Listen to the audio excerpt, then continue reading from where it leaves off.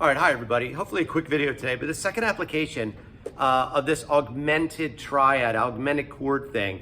So I'm not going to necessarily use a whole tone scale, although I can kind of show you a little bit of how it would work within this other application.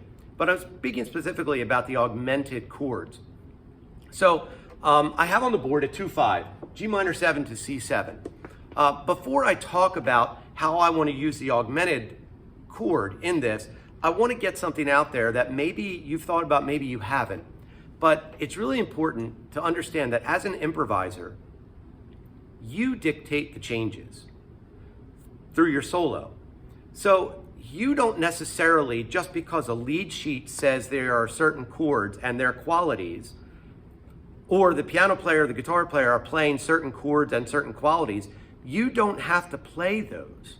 You could change the quality of the chord, meaning just because this says C7 doesn't mean that you couldn't add a flat 9, a sharp 9, or in this case, make it augmented, adding a sharp 5.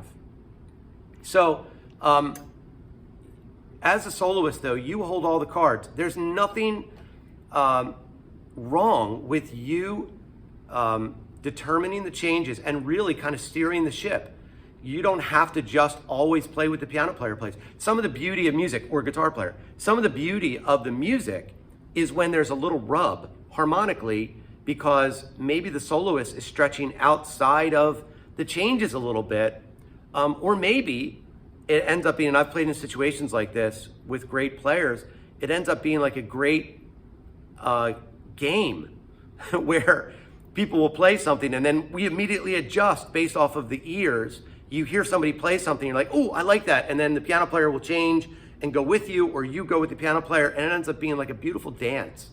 And that's really like a great improvisational thing.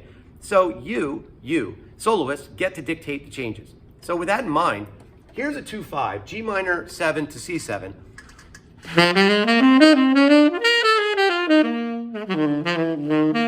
Here's another pattern.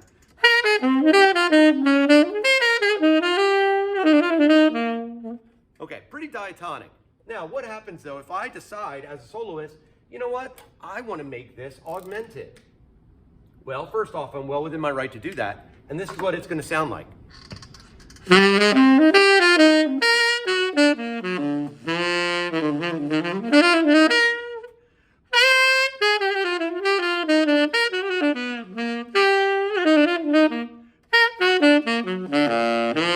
So that whole augmented chord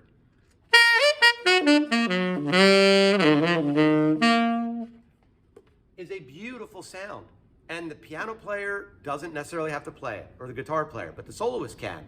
And even more importantly, even though the lead sheet doesn't have that, you could play it. I did do an example in the first video with Stella by Starlight, and in that example, the actual chord in the lead sheet and the, in the song is an augmented chord. But you can change regular dominant chords to be augmented in your solo, and there's nothing wrong with that. Maybe I'll do a 2 here and then a little bit of a whole tone there, because the whole tone works, right? We talked about that on the other video.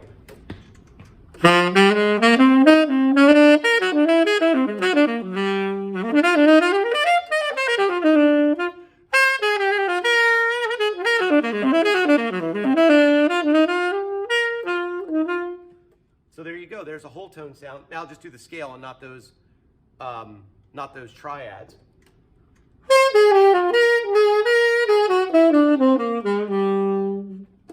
Again, beautiful sound, great sound. Now, I'm dictating that sound. The piano player may not play that at all. The piano player may just be playing straight, but I'm playing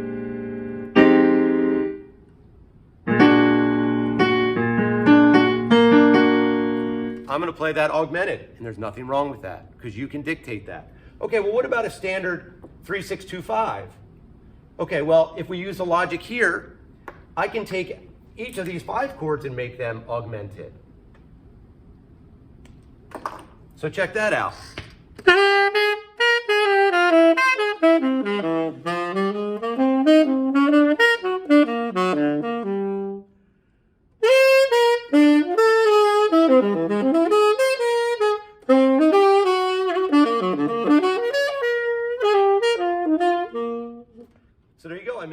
augmented. Well, what if I get a little bit crazy? And again, handle with care on this one. But what if I decide to make this? So instead of the 3 minor, now it's going to be 3 augmented and 2 augmented.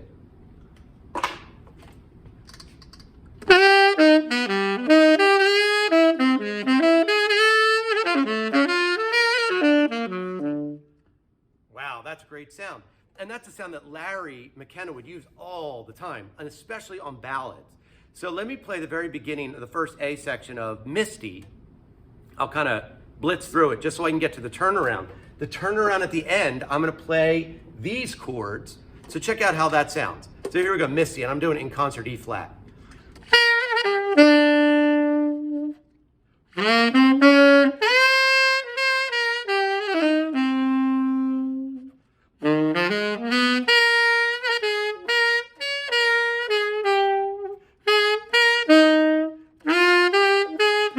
Here we go.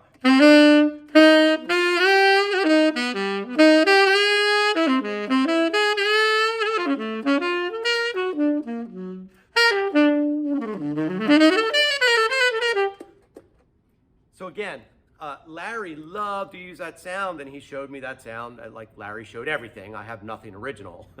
It's all just from either John Cooper or Larry McKenna and all the other players that I've listened to. So, but that sound specifically, great on turnarounds. So again, the augmented triad kind of gets a bad rap, I feel like, because, or the augmented chord, because sometimes it sounds a little bit cliche. But you can play it in ways that are not cliche. Now, I could do this and do the whole tone scale associated with each one. So let me see what that sounds like. So again, here's the sound.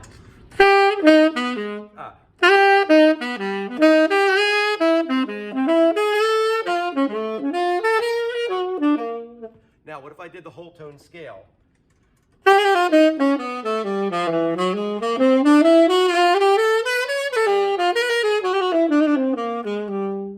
So it's a different whole tone scale for each one.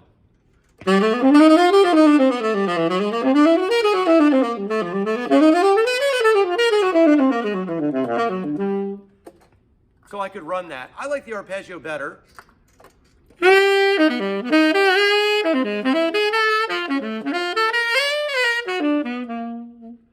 But whatever you like. But there you go. There's some ideas. Another application of the augmented chord, which means the application is you can change the dominant chord and put it in.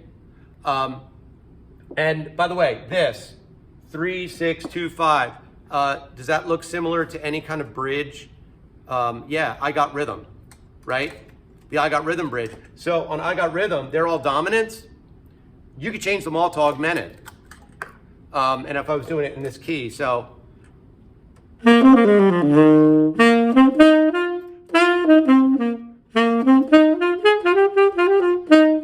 On this.